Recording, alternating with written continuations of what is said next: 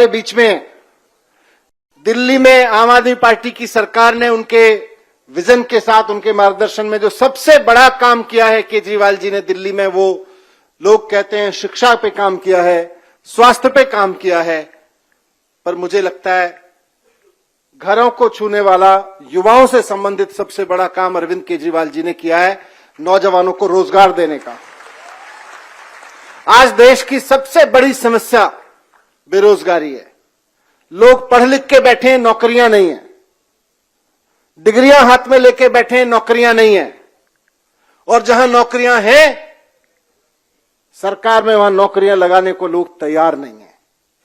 अभी आपके सभी वक्ताओं को मैं सुन रहा था और आपका दर्द किस तरह से छलक के आ रहा था उसमें कि जब भी कोई वक्ता बोलता था पेपर लीक हो जाता है, पेपर फूट जाता है, आपकी तरफ से जो उसका गुस्सा निकल के आ रहा था उससे पता चल रहा है कि नौकरियां तो हैं गुजरात में, लेकिन देने वाले नहीं है।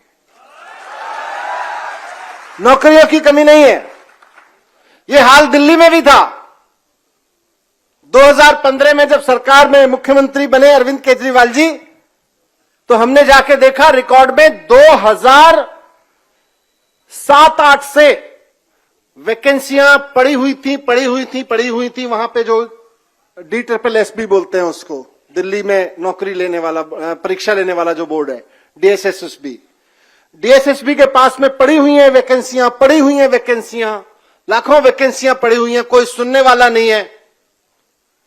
मैंने एक मीटिंग ली थी सरकार बनने के बाद। मैंने उनसे पूछा, भाई क्या स्पीड है, कितनी नौकरी कितने दिन में दोगे?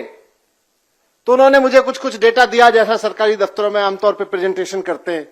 मैंने आपके समझ के लिए उनसे एक चीज पूछी, मैं ये जो स्पीड बता रहे हो, मान लो वैसे तो 2007-8 से अभी तक दे नहीं पाए हो एक भी नौकरी, पर मैं मान लिया चलो आगे आपने दे भी दी, ये स्पीड से शुरू भी कर दी, तो जितनी वैकेंसी आपके पास में मौजूदा हैं उनको भरने में कितना टाइम लगेगा? मुझे सिंपल मैथमेटिक्स, 5वीं क्लास के मैथमेटिक्स के हिसाब से बता दो।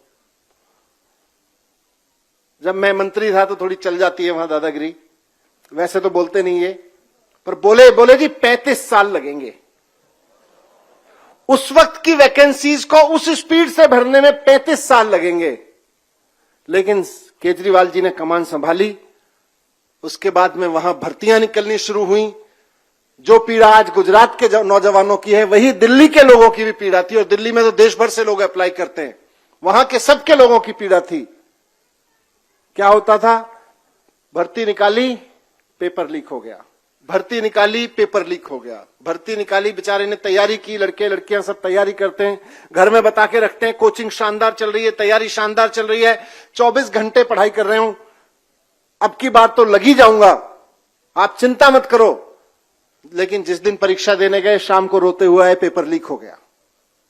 कितनी बार होता है?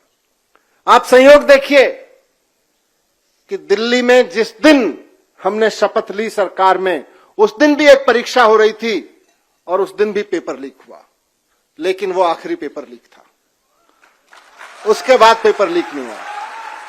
सर ने कहा ऐसी व्यवस्था करो कि उसके बाद पेपर लीक ना हो, और यकीन मानिए ऐसी व्यवस्था की वहां पे दिल्ली सरकार ने कि उस वाले पेपर लीक का मामला होते जब सर सुप्रीम कोर्ट पहुंचा, तो मुझे याद आ रहा है कि सुप्रीम कोर्ट के जस्टिस ने दिल्ली सरकार के स्टैंड को एप्रिशिएट करते हुए कि दिल्ली सरकार ने बहुत सही कदम उठाया है, उनको जेल भिजवाया जो लोग पेपर लीक करवा रहे थे।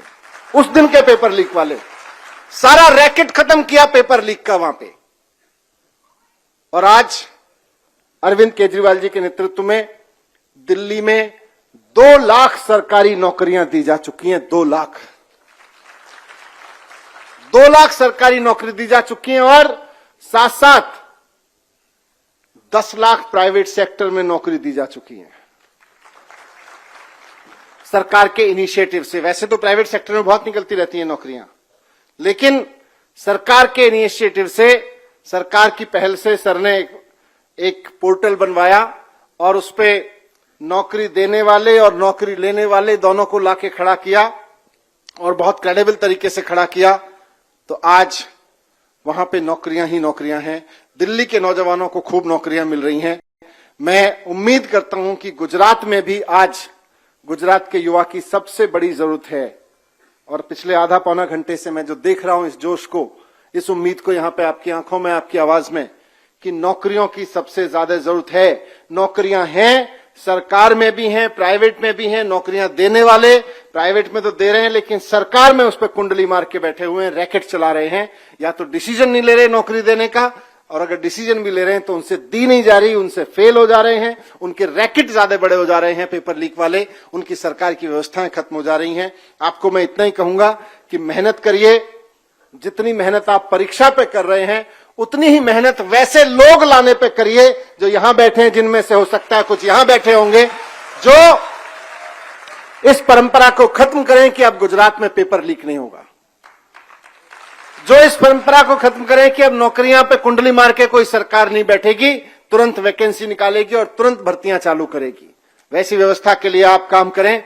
मैं बस आखिर में आपको यही कहना चाहता हूं कि आपका जोश पिछले पौना घंटा से 1 घंटा से मैं देख रहा हूं, और मुझको यह भी समझ में आ रहा है, मैं पिछली बार जब अप्रैल में आया था इधर तब भी जोश था, लेकिन अब कई 100 गुना, कई 1000 गुना जोश बढ़ चुका है आप लोगों का। मुझको यह भी समझ में आ रहा है कि आपका जो जोश बढ़ रहा है ना, ये आपका ये जो बढ़ता हुआ जोश है, तेजी से बढ़ता हुआ जोश है, यही दिल्ली में मेरे ऊपर धीरे धीरे सीबीआई का शिकंजा कसवा रहा है। ये जो आपके अंदर का गुस्सा है, जो यहां आप इस बार वोट पे निकालने वाले हो, ये जो जोश भर के आप बैठे हो यहां पे, इसी जोश की वजह से दिल्ली में केंद्र में बैठी हुई सरकार को लग रहा है इस जोश को रोकने के लिए थोड़ा सा शिकंजा और टाइट करो, और टाइट करो, और टाइट करो। लेकिन मैं दिल्ली से आपके बीच सिर्फ ये कहने आया हूं, मेरी गर्दन की चिंता मत करना, मेरी गर्दन ईमानदारी की गर्दन है। ये सीबीआई के किसी शिकंजे में नहीं फंसने वाली है, ये मेरी जिम्मेदारी है। इस जोश को बनाए रखो, ये आपकी जिम्मेदारी है। बहुत बहुत धन्यवाद, बहुत बहुत नमस्कार। भारत माता की इंकलाब, वंदे। बहुत बहुत धन्यवाद।